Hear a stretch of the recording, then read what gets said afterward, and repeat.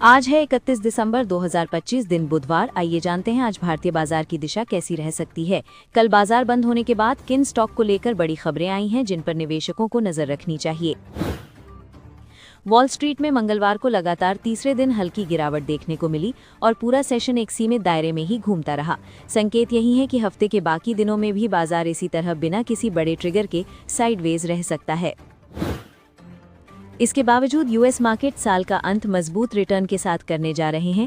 अप्रैल में Donald Trump के tariff से जुड़ी हलचल के बाद जो गिरावट आई थी उससे बाजार ने जबरदस्त रिकवरी दिखाई है। डाउ जोन्स इस साल करीब 15% की बढ़त के साथ बंद होने की ओर है। S&P 500 लगभग 18% ऊपर है, जबकि नैस्डैक ने सबसे बेहतर प्रदर्शन करते हुए करीब 22% की छलांग लगाई है। सिर्फ अप्रैल के निचले स्तरों से ही नैस्डैक करीब 60% चढ़ चुका है। वॉल स्ट्रीट एनालिस्ट्स इसे 3-पीट कह रहे हैं, यानी लगातार 3 साल तक डबल डिजिट रिटर्न।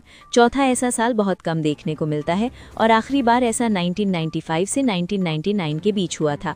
इसलिए आगे की चाल को लेकर राय बटी हुई है। S&P 500 को लेकर एनालिस्ट्स के टारगेट्स में भी बड़ा अंतर है। कोई इसे 7000 तक मान रहा है तो कोई 8100 तक की संभावना जता रहा है, जो ये दिखाता है कि नया साल काफी अनिश्चितताओं के साथ शुरू होगा। AI से जुड़े शेयर इस साल बाजार की रिकवरी की सबसे बड़ी वजह रहे हैं। एनवीडिया और अल्फाबेट जैसी कंपनियों ने अकेले ही $1 ट्रिलियन का मार्केट वैल्यू बढ़ाया है और टेक सेक्टर को नई ऊंचाइयों पर पहुंचाया है। अब सवाल ये उठ रहा है कि क्या AI स्टॉक्स में ज़रूरत से ज़्यादा उम्मीदें पहले ही दामों में शामिल हो चुकी हैं। कंपनियां जो भारी निवेश कर रही हैं उससे असल कमाई कब और कैसे होगी, ये अब निवेशकों के लिए अहम मुद्दा बनता जा रहा है। आने वाले साल में क्वार्टरली रिजल्ट्स और AI पर हुए खर्च से कमाई की साफ टाइमलाइन बाजार की दिशा तय करने में बड़ी भूमिका निभाएगी। अगर मोनेटाइजेशन में देरी हुई तो टेक शेयरों में उतार चढ़ाव बढ़ सकता है। इस साल बाजार ने हर बड़े जियोपॉलिटिकल तनाव को झेलते हुए खुद को संभाला है। मिडिल ईस्ट, साउथ एशिया और इजराइल हमास युद्ध के बावजूद निवेशकों का भरोसा बना रहा और गिरावट को खरीदारी के मौके की तरह देखा गया। लेकिन 2026 में भी जियोपॉलिटिक्स बड़ा फैक्टर बना रहेगा। रशिया यूक्रेन युद्ध फरवरी में चौथे साल में प्रवेश करेगा। यूएस और वेनेजुएला के बीच तनाव बढ़ रहा है और चीन ताइवान के आसपास सैन्य गतिविधियां तेज कर रहा है। इजराइल और हमास के बीच हालात नाजुक हैं, वहीं इजराइल और ईरान के बीच भी तनाव बना हुआ है। ऐसे में मिडिल ईस्ट या साउथ चाइना सी में कोई भी नई हलचल बाजार के लिए जोखिम बन सकती है। नए साल में यूएस मार्केट्स को एक नया फेड चेयर भी मिलेगा, क्योंकि जेरोम पावेल का कार्यकाल मई में खत्म हो रहा है। केविन वॉश, केविन हैसेट और क्रिस्टोफर वॉलर जैसे नाम सबसे आगे बताए जा रहे हैं। बाजार को उम्मीद है कि नया फेड चेयर पहले से ज्यादा डविश होगा, यानी ब्याज दरों पर नरमी का रुख रहेगा। इसी वजह से बाजार अब भी 2026 में 2 रेट कट्स की उम्मीद लगाए बैठा है, भले ही फेड का डॉट प्लॉट सिर्फ 1 कट की बात करता हो। हालिया फेड मिनट से ये भी संकेत मिला है कि हालिया कटौती के बाद कुछ समय के लिए दरों पर ब्रेक लग सकता है। इससे शॉर्ट टर्म में बाजार थोड़ा सतर्क रह सकता है। टैरिफ्स और ग्लोबल ट्रेड भी नए साल में बड़ा मुद्दा रहेंगे। अप्रैल में टैरिफ की वजह से बाजार हिले थे, लेकिन बार बार बदले बयानों के कारण अब निवेशक इन बातों को थोड़ा हल्के में लेने लगे हैं। इंडिया यूएस और इंडिया चाइना के बीच संभावित ट्रेड डील्स पर बाजार की नजर बनी हुई है। साथ ही सेमीकंडक्टर्स, प्रेशियस मेटल्स और फार्मास्यूटिकल्स पर किसी भी नए टैरिफ की चर्चा से बाजार में हलचल आ सकती है। इन्फ्लेशन अभी भी फेड के 2% के लक्ष्य से ऊपर बनी हुई है। ट्रंप की ओर से टैरिफ प्रोसीड से जनता को पे आउट देने की बात कही गई है, जिससे इन्फ्लेशन लंबे समय तक ऊंचा रह सकता है और रेट कट्स की गुंजाइश कम हो सकती है। इक्विटी मार्केट्स के अलावा भी कई सवाल खुले हुए हैं। क्या गोल्ड और सिल्वर की तेजी जारी रहेगी? ऑयल प्राइसेस पर सप्लाई ग्लट का क्या असर पड़ेगा? बिटकॉइन अपनी गिरावट से उबर पाएगा या नहीं? और यूएस डॉलर की कमजोरी आगे भी बनी रहेगी या नहीं? इन्फोसिस ADR में करीब 2% से ज्यादा की गिरावट आई है, जिससे IT सेक्टर पर आज हल्का दबाव देखने को मिल सकता है। विप्रो ADR भी कमजोरी में बंद हुआ है, जो ये इशारा करता है कि IT शेयरों में फिलहाल सेंटिमेंट थोड़ा कमजोर बना हुआ है। बैंकिंग स्पेस से ICICI बैंक ADR लगभग फ्लैट रहा, जबकि HDFC बैंक ADR में हल्की मजबूती देखने को मिली है। इसका मतलब है कि बैंकिंग सेक्टर में आज बहुत बड़ा उतार चढ़ाव नहीं, बल्कि चुनिंदा स्टॉक्स में ही हल्की चाल रह सकती है। ट्रैवल और ऑनलाइन सर्विसेज से जुड़े शेयरों में कमजोरी दिखी है। मेक माई ट्रिप ADR में हल्की गिरावट रही, जबकि यात्रा ऑनलाइन ADR में करीब 6% से ज्यादा की तेज गिरावट आई है, जो इस सेक्टर के लिए शॉर्ट टर्म दबाव का संकेत देती है। फार्मा सेक्टर में डॉक्टर रेड्डीज लैब्स एडीआर हल्की गिरावट के साथ बंद हुआ है।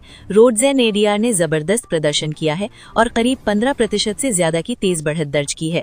रिलायंस इंडस्ट्रीज जीडीआर मजबूती के साथ बंद हुआ है, जिसमें करीब 1.3% की तेजी रही है।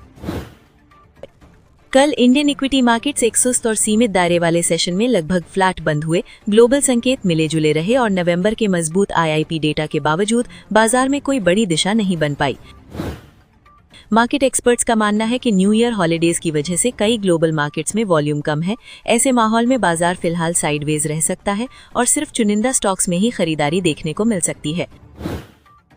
टेक्निकल व्यू की बात करें तो निफ्टी फॉलिंग वेज पैटर्न के अपर बैंड के पास पहुंच चुका है, जहां से गिरावट फिलहाल थमती दिख रही है। हालांकि शॉर्ट टर्म संकेत कमजोर है, क्योंकि इंडेक्स मिडिल बॉलिंजर बैंड और 21 ईएमए से नीचे बना हुआ है।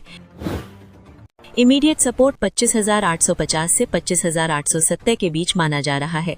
अगर निफ्टी इस जोन से नीचे डिसाइसिवली फिसलता है तो बेयरिश दबाव बढ़ सकता है, जबकि ऊपर की तरफ 26,000 एक मजबूत रेजिस्टेंस बना हुआ है।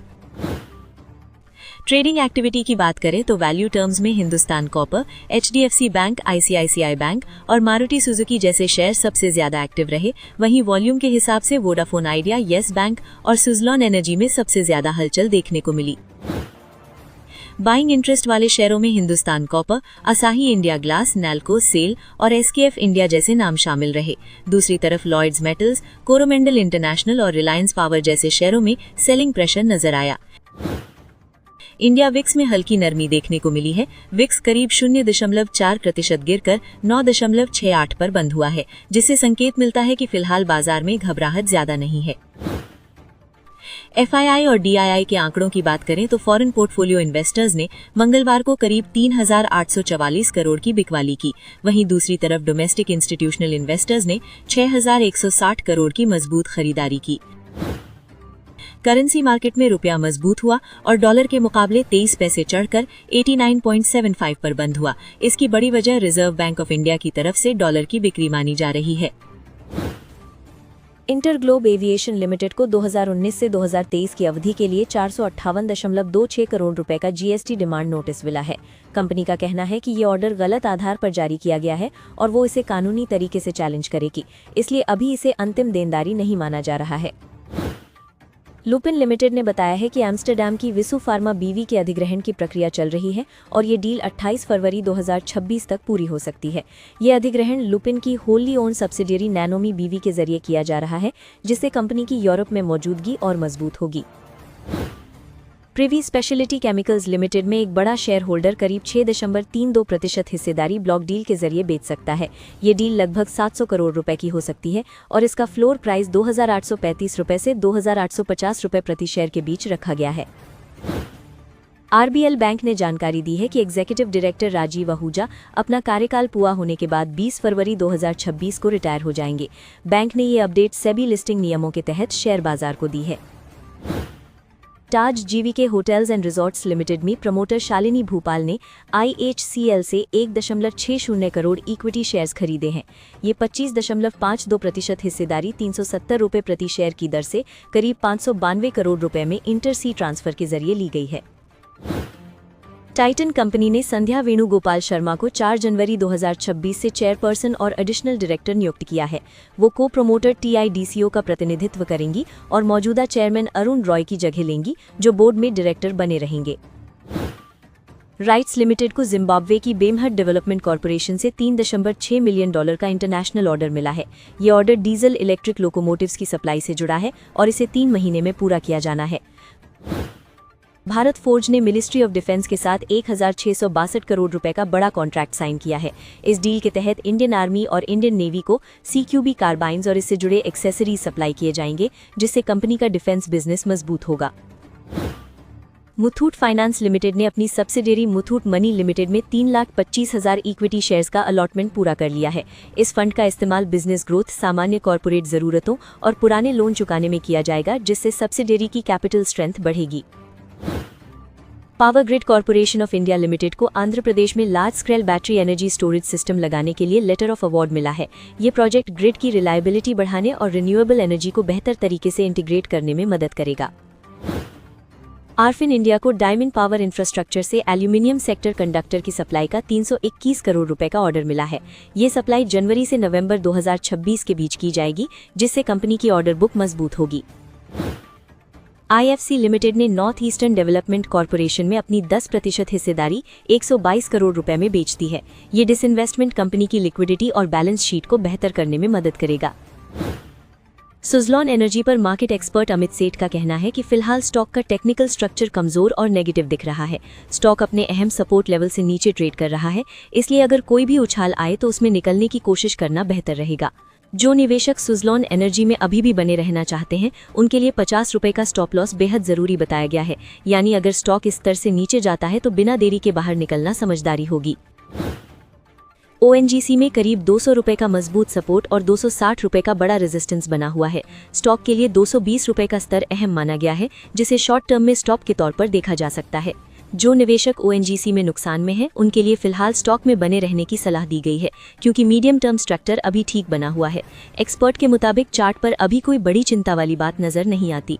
अगर कोई निवेशक ONGC में अपनी खरीद बढ़ाना चाहता है तो 210 से 215 रुपए के बीच खरीदारी की जा सकती है। इस ट्रेड में 200 रुपए का सख्त स्टॉप लॉस रखने की सलाह दी गई है, क्योंकि रिकवरी में थोड़ा वक्त लग सकता है। बैंक ऑफ बड़ौदा में अच्छे वॉल्यूम देखने को मिले हैं और स्टॉक 293 रुपए पर बंद हुआ है। एक्सपर्ट के मुताबिक 300 रुपए के टारगेट के लिए इसमें खरीदारी की जा सकती है। बैंक ऑफ बड़ौदा में शॉर्ट टर्म ट्रेड करने वालों के लिए 290 रुपए का स्टॉप लॉस रखने की सलाह दी गई है।